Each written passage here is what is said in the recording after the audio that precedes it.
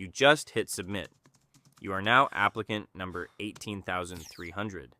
Out of those 18,300 applications, NASA will only select 10. That is 1,830 people for every single seat. NASA has 7 levels in their astronaut program. And today, you are going inside every single one of them. Level 1, the application. You are competing against 18,299 other people. And the requirements are designed to find the best of the best. Your vision has to be correctable to 20/20. Your blood pressure cannot exceed 140/90. Your height has to be between 62 and 75 inches.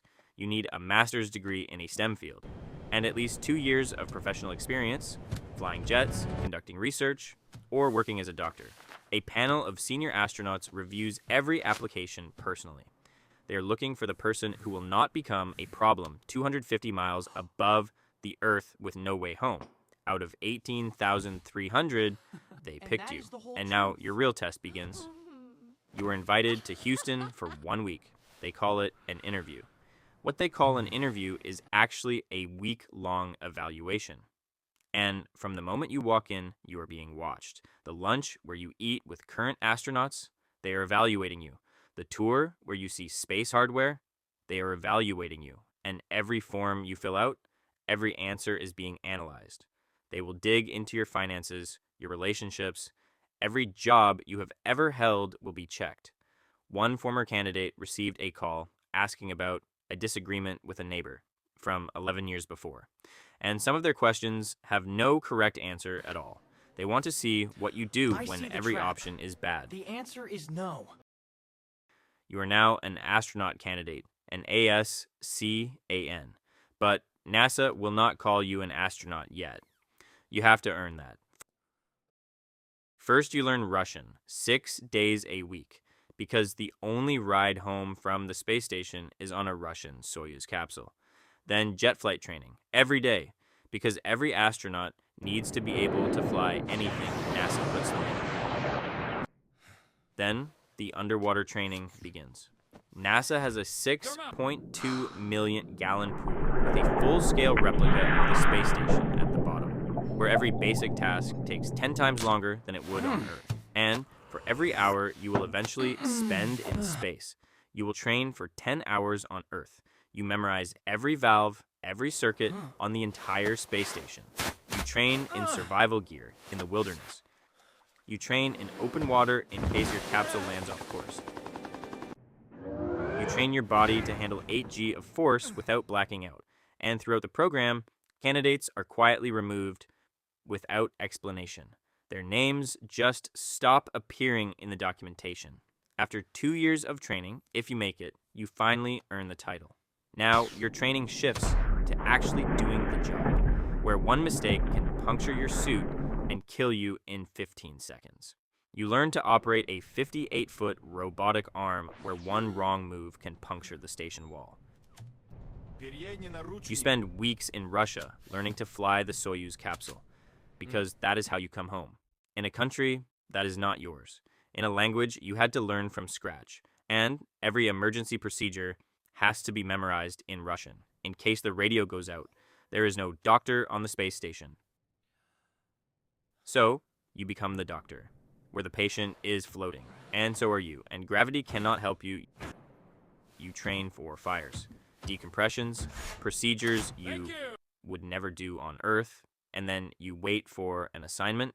Some astronauts wait 3 years, some wait 7, some retire without ever leaving the atmosphere. And then one day, the call comes. Just to confirm the landing coordinates. You meet the crew you were about to live with for 6 months in a tin can 250 miles above the Earth. And you train every emergency that could possibly happen up there. And the day before launch, you say goodbye to your family through glass in case you do not come back. Because in 2003, the crew of Columbia did not come back. They flew their mission perfectly for 16 days.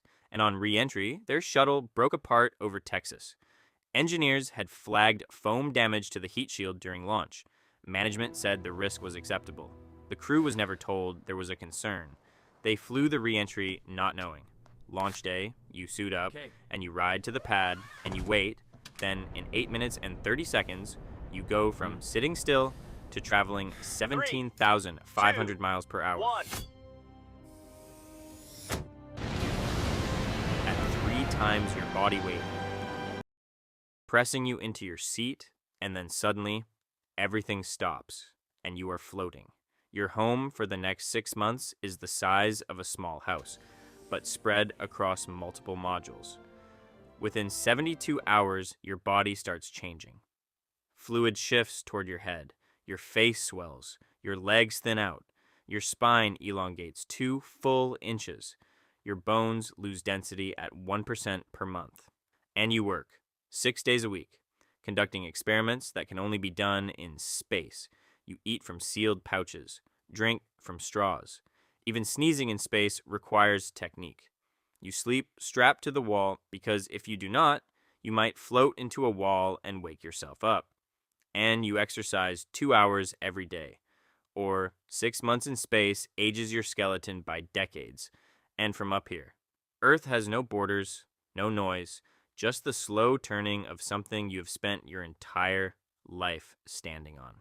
You watch auroras from above, lightning storms moving across continents, things no human is supposed to see. In 1962, NASA did not know if a human could survive weightlessness for more than a few hours. 6 months later, you say goodbye to the only home you have known up here. And then you come home, at nearly 5 times your body weight, inside a capsule the size of a closet. And when you finally land, you cannot walk. You cannot stand. Your legs have forgotten what gravity is.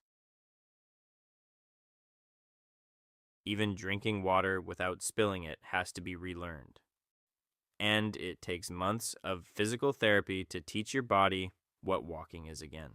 Scott Kelly spent 340 days in space. When he came back, his telomeres had changed. His cognition had changed a year later. Some of those changes had not reversed. NASA published all of it. They reviewed the findings, and they did not change the mission requirements. Over 350 people have been through some version of this. Less than half ever made it to space. And somewhere right now, the next 18,300 are submitting their applications, hoping that they are the one of 10 who get to look down at a planet that from up there has no noise and no borders. If you want to go inside the next classified level, subscribe and drop in the comments which program you want us to declassify next.